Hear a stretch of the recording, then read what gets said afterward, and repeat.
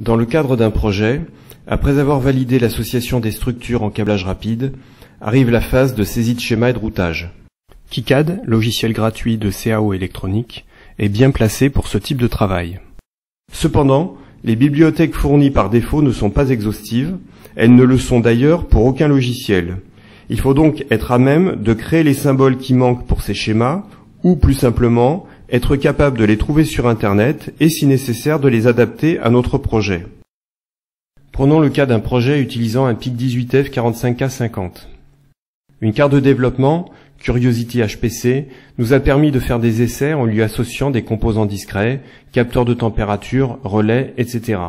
Mais aussi des modules dédiés de type Clickboard Microelectronica, permettant de prendre en main des composants spécifiques tels que une mémoire EEPROM AT25M02 et un circuit d'interfaçage UART USB de type MCP2221. Voyons ce que cela donne lors de la saisie du schéma. La démo est effectuée avec la version 5.02 du logiciel.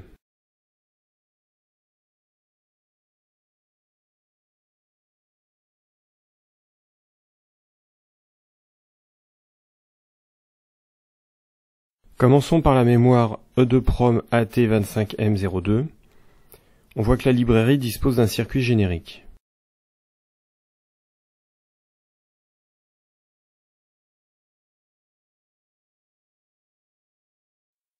Comparons ce symbole avec celui de la documentation du composant. Le nom et la disposition des 8 broches du circuit CMS présentent des différences, mais cela ne pose pas vraiment de problème. Donc ce symbole est bon pour le service, il faut juste compléter sa référence.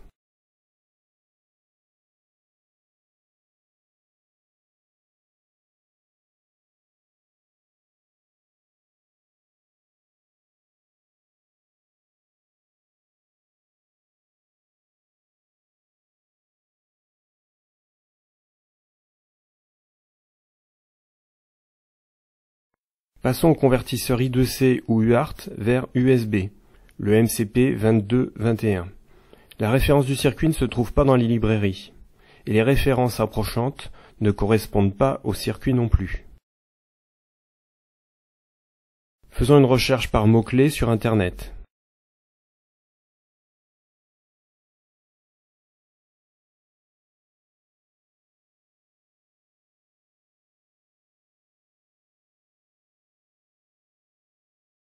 Le site Component Search Engine nous propose un symbole qui correspond au MCP2221. Avant de le télécharger, il est possible d'aller vérifier plus précisément ses caractéristiques, à condition de s'identifier, ce qui est tout à fait gratuit.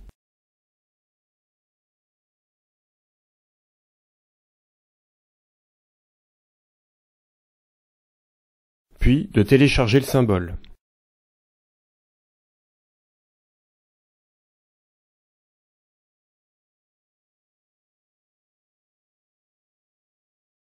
Une fois désarchivé, le symbole nous est proposé dans des versions compatibles avec chacun des différents logiciels de CAO électronique utilisés sur le marché. Nous allons récupérer les 2 fichiers liés au symbole et les mettre dans le sous-répertoire des librairies KiCad.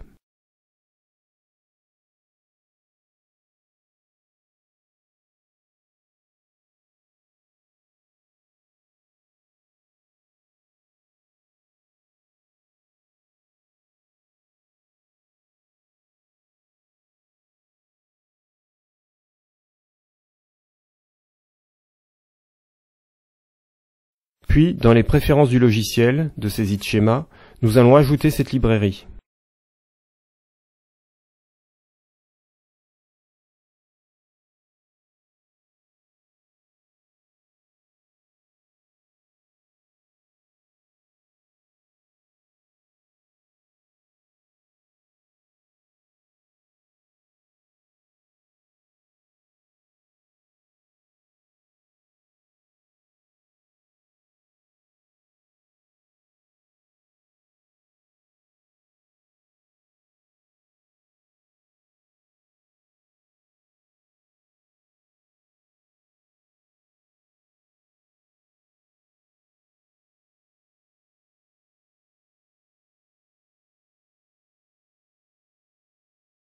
À présent, le symbole est trouvé.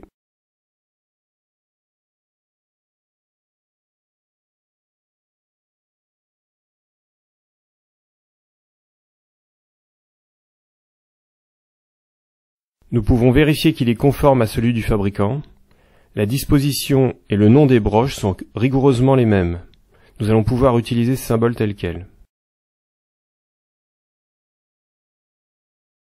Passons à présent au microcontrôleur.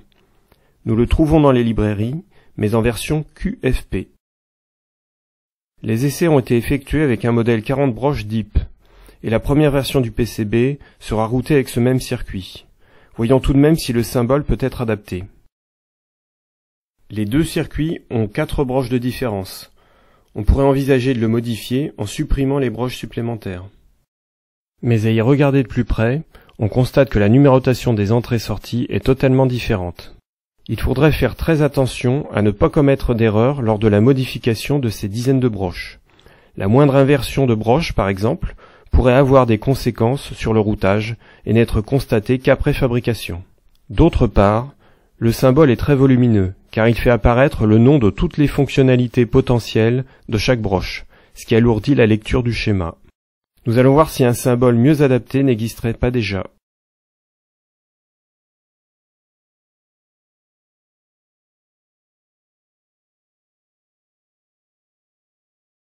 C'est le cas, nous trouvons le modèle plastique DIP, qui de prime abord correspond au nôtre.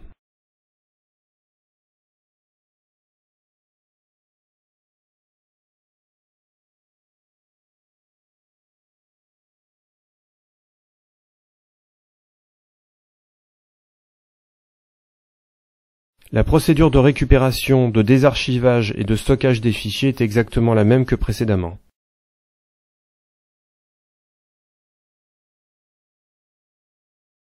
Une fois celle-ci effectuée, il ne nous reste qu'à ajouter la librairie dans les préférences et à appeler le composant.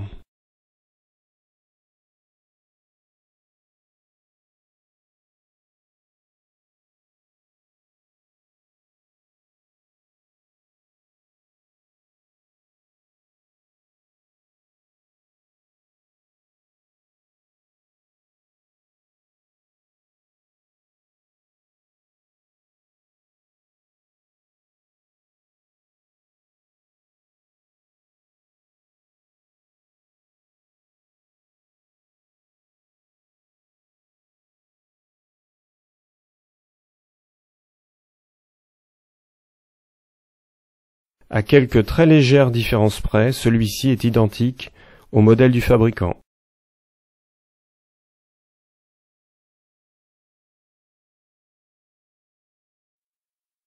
Grâce au site utilisé, il est assez facile de récupérer et d'intégrer de nouvelles librairies. À noter que, depuis le menu des spécifications du circuit, il est possible d'accéder à des outils complémentaires. Et en particulier pour KiCad, un plugin est proposé pour télécharger les symboles directement depuis le logiciel. Il existe bien d'autres sources possibles pour récupérer des symboles, GitHub en fait partie. Le défaut de la technique illustrée précédemment est que chaque ajout d'un nouveau symbole ajoute également une nouvelle librairie, sachant que le logiciel en contient déjà beaucoup. Toutes ne sont d'ailleurs pas nécessairement à sélectionner dans le menu des préférences, si l'on souhaite alléger l'encombrement en mémoire vive. Il serait plus judicieux de stocker tous ces nouveaux symboles dans une seule et même librairie, ce qui permettrait par exemple en cas de changement de version du logiciel ou en cas de transmission de ses travaux à une tierce personne, de n'avoir qu'un seul fichier à sauvegarder ou à communiquer. Même si c'est tout à fait possible, je déconseille de sauvegarder chacun des nouveaux symboles dans une librairie KiCad d'origine de la même famille, car en cas de changement de version, les nouvelles librairies vont écraser celles dans lesquelles vous aurez sauvegardé vos symboles. Personnellement, je préfère la sauvegarder dans le même dossier que les librairies d'origine de KiCad pour ne pas avoir de problème pour la retrouver ultérieurement. Par contre, pour modifier son contenu, il faudra ouvrir le logiciel en mode administrateur, ce que nous allons faire. Il faudra également en effectuer une sauvegarde ailleurs à chaque modification en cas de mise à jour complète du logiciel. Une fois le projet réouvert en mode administrateur, il faut lancer l'éditeur de librairie.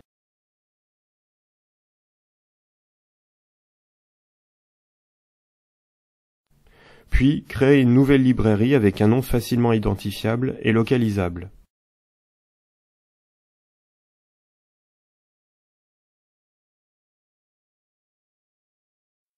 Si plusieurs personnes interviennent sur la même machine, On pourra également personnaliser le nom du fichier en y incluant son propre nom. Puis, on récupère un par un les symboles de la façon suivante.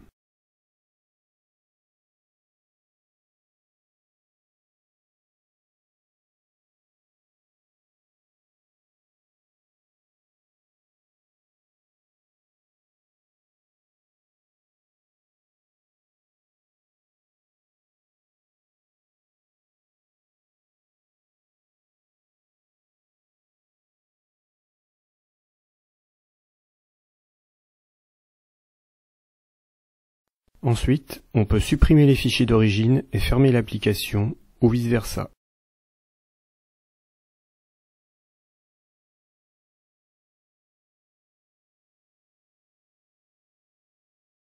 La nouvelle librairie équivalente se trouve ici, en tête de liste.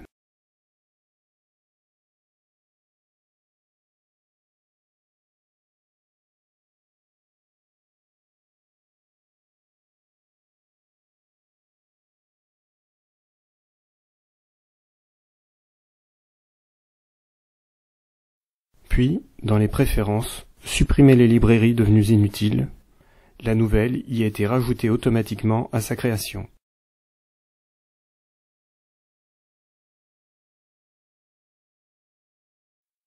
Lorsque l'on va rouvrir le schéma, le logiciel va nous demander de prendre en compte les modifications. En sélectionnant Annulation, on va écraser la mémoire cache des précédents symboles pour utiliser ceux de la nouvelle librairie.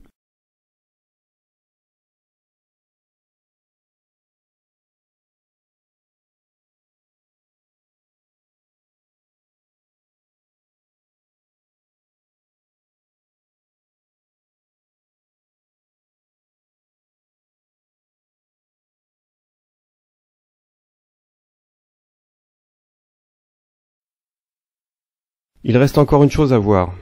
Tout à l'heure, nous avions un microcontrôleur avec un excès d'informations sur chacune des broches. À présent que nous devons associer ce circuit avec d'autres par l'intermédiaire de communication UART et SPI, en l'occurrence, il serait tout de même pratique de disposer d'un symbole suffisamment explicite pour identifier les broches concernées sans avoir à ouvrir la documentation. Nous allons donc créer une variante du symbole qui sera davantage spécifique à ce projet, sans pour autant supprimer le modèle. Il va falloir à nouveau passer par l'éditeur de librairie.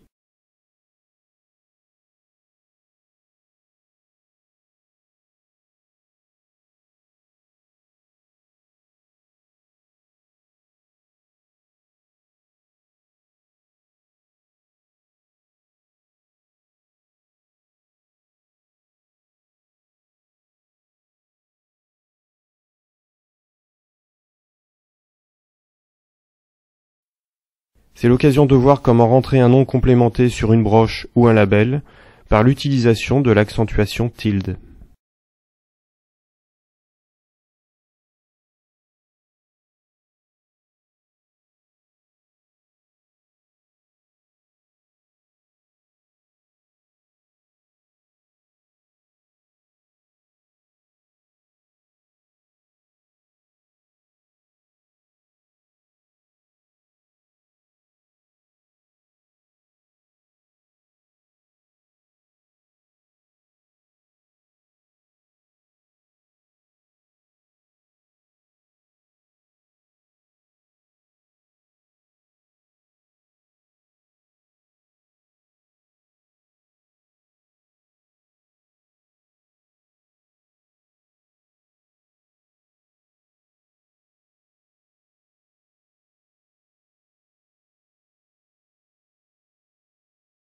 À présent, vous êtes à même de transposer cette démo à vos propres composants pour vos propres projets.